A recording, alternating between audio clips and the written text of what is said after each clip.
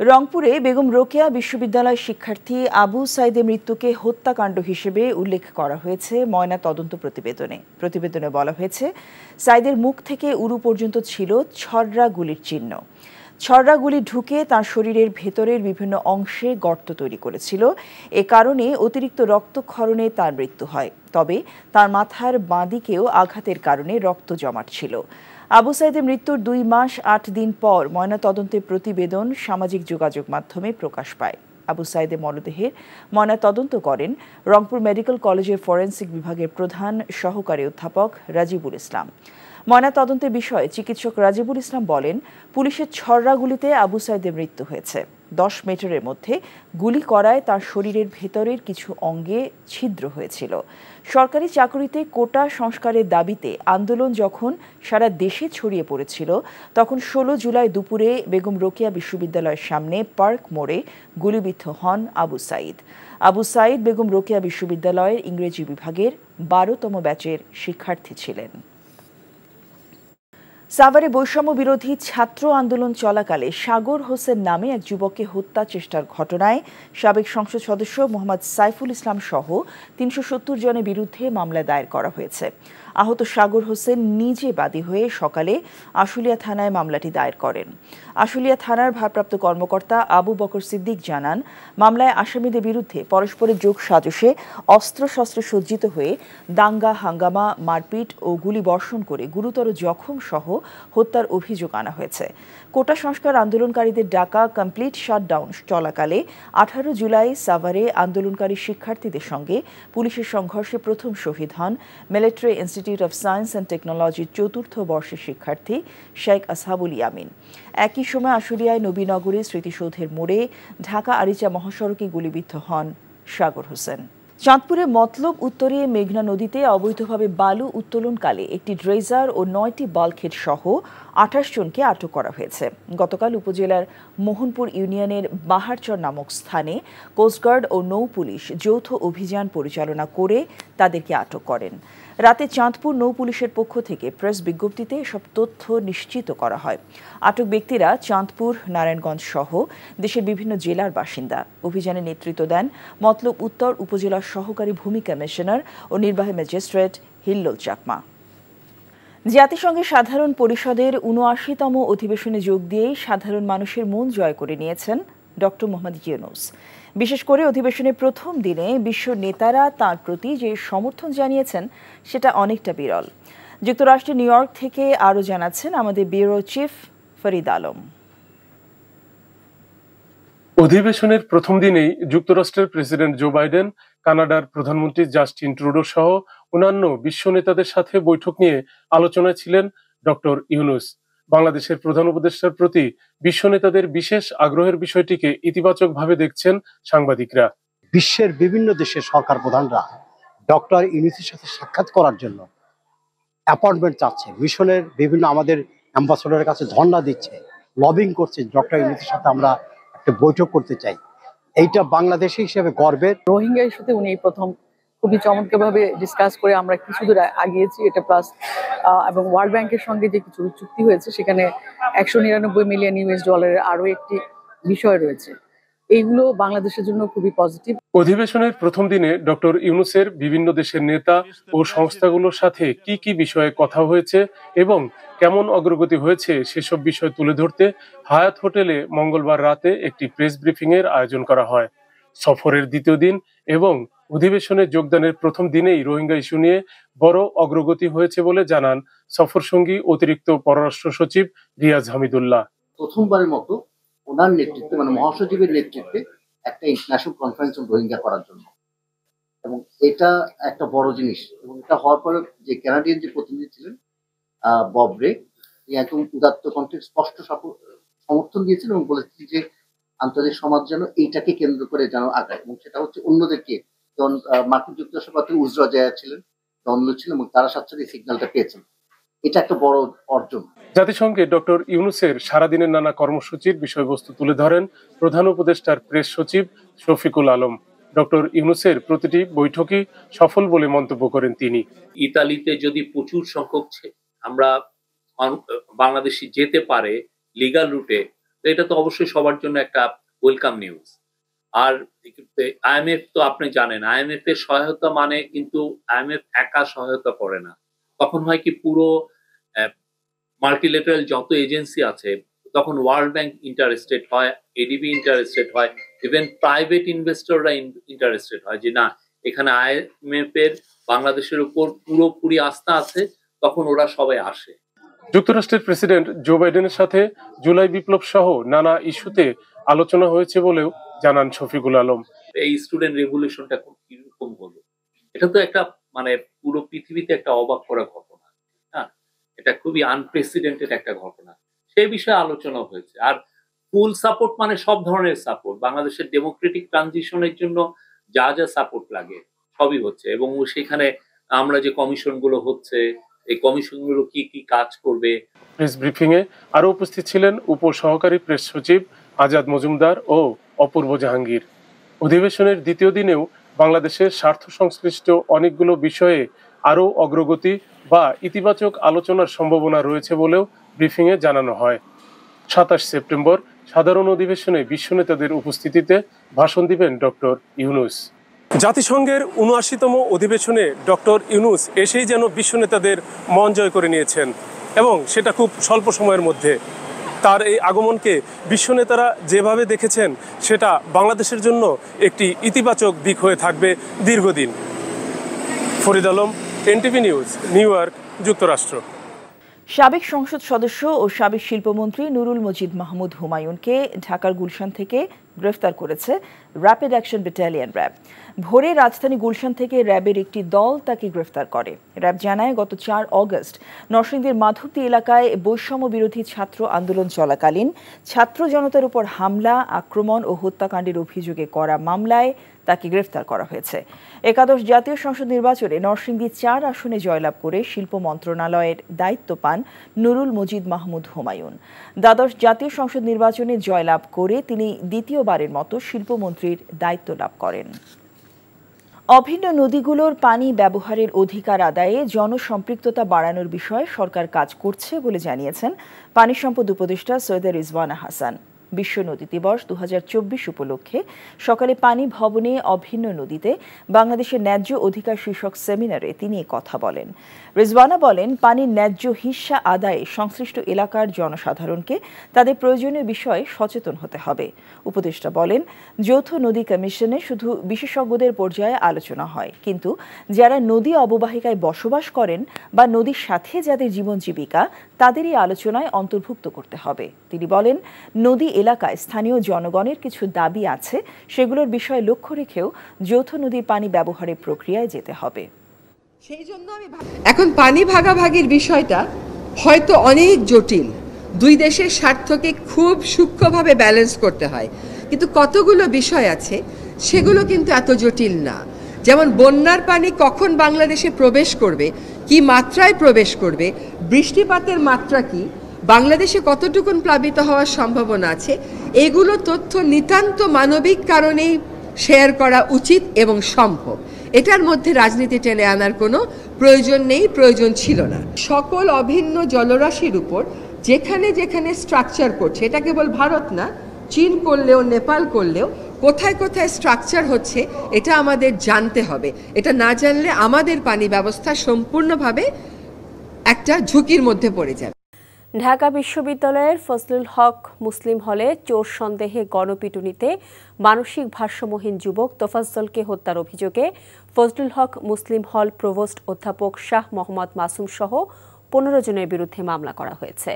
আজ ঢাকার metropolitan magistrate আখতারুজ্জামানের আদালতে তোফাজ্জলের ফুফাতো বোন মোসাম্মদ আসমা আক্তার এ মামলা আবেদন করেন। আদালত মামলা গ্রহণ করে শাহবাগ থানায় বিশ্ববিদ্যালয় কর্তৃপক্ষের দায়ের করা মামলা অনুসরণ করতে বাদীপক্ষকে নির্দেশ দিয়েছে।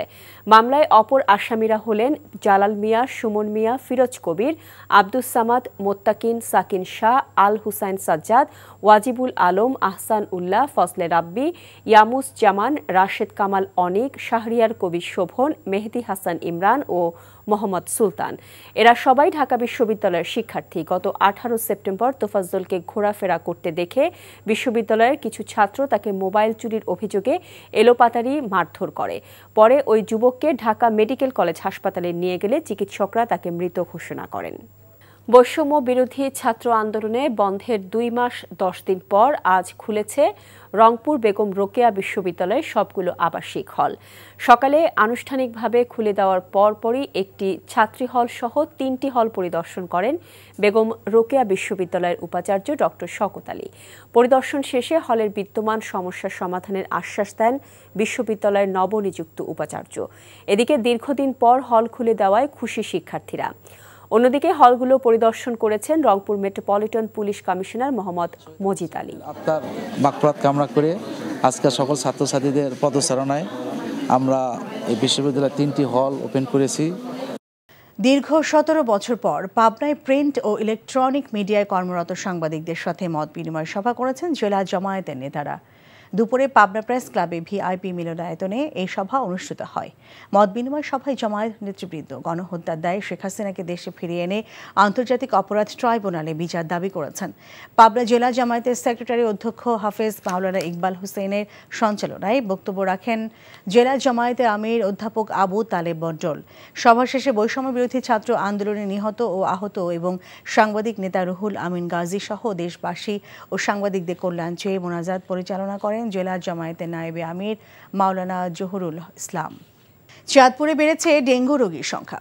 গত কয়েক সপ্তাহে হাসপাতালে চিকিৎসা নিয়েছে প্রায় 150 রোগী।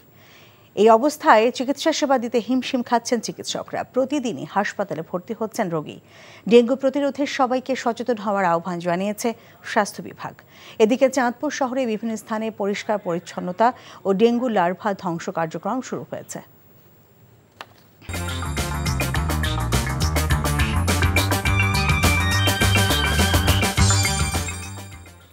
আসসালামু আলাইকুম। মিতা মুস্তাফা স্বাগত জানাচ্ছি এনটিভির সন্ধ্যার খবরে। বাংলাদেশের অন্তর্বর্তী সরকারের প্রধান উপদেষ্টা ডক্টর মোহাম্মদ ইউনূস রোহিঙ্গা সংকট সমাধানে আন্তর্জাতিক সম্প্রদায়কে এগিয়ে আসার আহ্বান জানিয়েছেন। অন্যদিকে ডক্টর ইউনূসের সঙ্গে বৈঠকে বাংলাদেশের অর্থনীতি সহ বিভিন্ন খাত সংস্কারের জন্য আরও ঋণ দেওয়ার আশ্বাস দিয়েছে আন্তর্জাতিক মুদ্রা তহবিল IMF এর প্রধান। কাজী ইফতেখার শুভর desk report. That speak about the world they want to build, the country they want to build for themselves. বিশ্ব দরবারে এভাবেই বাংলাদেশের তরুণদের পরিচয় করিয়ে দিলেন প্রধান উপদেষ্টা অধ্যাপক doctor Mohammad Yunus.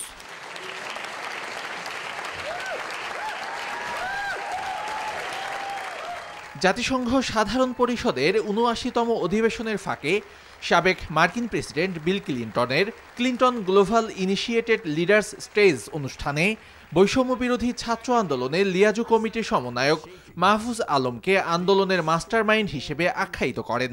By their speeches, by their dedication, their commitment, they said you can kill us anytime you want, but we are not giving up. Rohingya সংকট নিয়ে উচ্চ পর্যায়ের একটি আলোচনা সভায় অংশ নিয়ে ইউনূস বলেন, এ বিষয়ে অবশ্যই মনোযোগ দিতে হবে।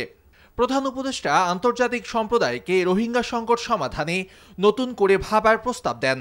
সম্মেলনে সংকটের সামগ্রিক পরিস্থিতি পর্যালোচনাপূর্বক নতুন এবং দূরদৃষ্টি সম্পন্ন সমাধানের উপায় কি হতে পারে তেমন প্রস্তাব আসতে হবে বলে তিনি উল্লেখ করেন। এদিকে বাংলাদেশের অর্থনীতি সহ বিভিন্ন খাত সংস্কারের জন্য আরও ঋণ দেওয়ার আশ্বাস দিয়েছে আন্তর্জাতিক মুদ্রা তহবিল IMF। বাংলাদেশের সরকার প্রধানের সঙ্গে বৈঠকে এই আশ্বাস দেন IMF এর ব্যবস্থাপনা পরিচালক ক্রিস্টেলিনা জর্জিভা। বাংলাদেশের বর্তমান অন্তর্বর্তী সরকারের প্রতি নিজের সমর্থন পুনর্ব্যক্ত করেন IMF প্রধান। সাধারণ পরিষদের অধিবেশন শেষে আগামী ২৭ সেপ্টেম্বর রাতে নিউ ইয়র্ক থেকে ঢাকার উদ্দেশ্যে রওনা দেওয়ার কথা রয়েছে প্রধান উপদেষ্টার। কাজী ইফতেখার শুভ, NTV ইন্টারন্যাশনাল ডেস্ক।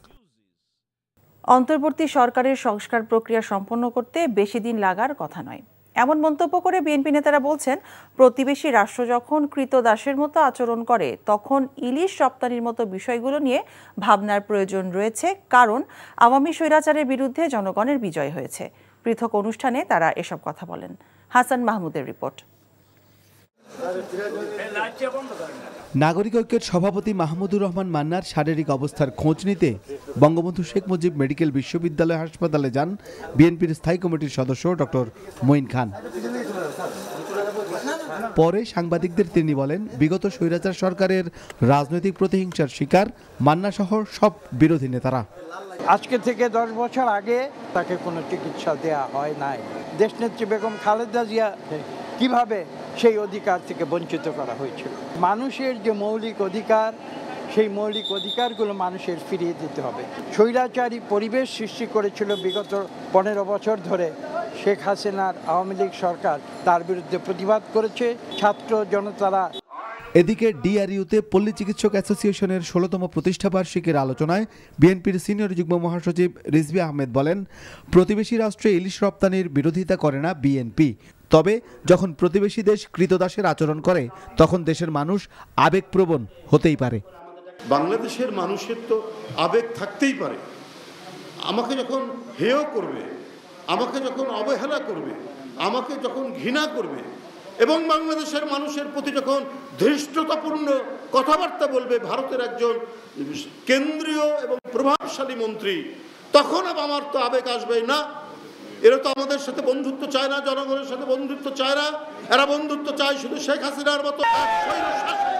দ্রুত সংস্কার করা, আমার মনে হয় সংস্কারের প্রস্তাব করা বেশি দিন লাগবে না। সীমান্তে হত্যা, অভিন্ন নদীর পানির হিস্সা সহ ভারতের সাথে অমীমাংসিত বিষয়গুলোর সমাধানের দাবি করেন বক্তারা। Hasan Mahmud, NTV news, Dhaka. কানপুরের নিরাপত্তা নিয়ে কোনো শঙ্কা নেই বাংলাদেশ দলের, নেই সাকিব আল হাসানের চোট নিয়েও। এমনকি তারকা এই অলরাউন্ডারের অফ ফর্ম নিয়েও ভাবাচ্ছে না কোচ চন্ডিকা হাথুরু সিংকে। তবে সিরিজ বাঁচাতে যে কঠিন পরীক্ষা দিতে হবে বাংলাদেশকে, তা ঠিকই মানছেন তিনি। কানপুর থেকে মমিনুর রিপনের রিপোর্ট। চেন্নাইয়ে পরাজয়ের পর কানপুর টেস্টের আগে ব্যাকফুটে থেকে অনুশীলনে বাংলাদেশ। পুরো দল যখন ঘাম ঝরাতে ব্যস্ত, তখন কিছুটা মলিন দেখা গেছে সাকিব আল হাসানকে। ব্যাটিং অনুশীলনে খুব একটা স্বাচ্ছন্দ্য ছিলেন না তারকাই অলরাউন্ডার।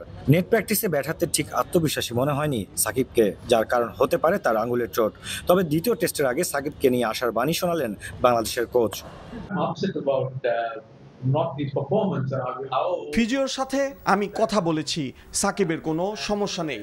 আমি বিশ্বাস করি সাকিবের জানা আছে সে আরও ভালো পারফর্ম করতে সক্ষম। প্রথম টেস্টের দ্বিতীয় ইনিংসে বেশ ভালোই ব্যাট করেছে সে। রেকর্ড বলছে এই উইকেটে স্পিনাররা বেশ সাবলীল, তাই দলে কোনো পরিবর্তন আসবে কিনা তা শুরুর দিনের উইকেট দেখে সিদ্ধান্ত নেবে টিম ম্যানেজমেন্ট। এছাড়া টপ অর্ডারে বাঁহাতির আধিক্য কিংবা অফ ফর্ম কোনোটা নিয়েই চাপে নেই দল, জানালেন হাথুরু সিংহে। সাকিবের পারফরমেন্স নয়, সবার পারফরমেন্সেই হতাশ। আমরা আরো ভালো করতে পারতাম। আমি নিশ্চিত সে নিজেও ভাবে তার আরো ভালো করা উচিত। বাংলাদেশ দল যখন অনুশীলনে ব্যস্ত নিরাপত্তা নিয়ে, তখন বেশ তৎপর দেখা গেছে এখানকার আইন শৃঙ্খলা বাহিনীকে। নিরাপত্তার দুশ্চিন্তা বাইরে রেখে কানপুরে অনুশীলন শুরু করেছে বাংলাদেশ। দলের বাকিরা যেভাবে তৎপর ছিলেন, সাকিব আল হাসান অতটাও ছিলেন না, যার কারণটা হয়তো তার আঙুলের চোট, যেটাই দ্বিতীয় টেস্টের আগে বড় দুশ্চিন্তা হয়ে দাঁড়াতে পারে বাংলাদেশের জন্য। Mominur Ripon, NTV news, green park stadium, Kanpur, Bharat.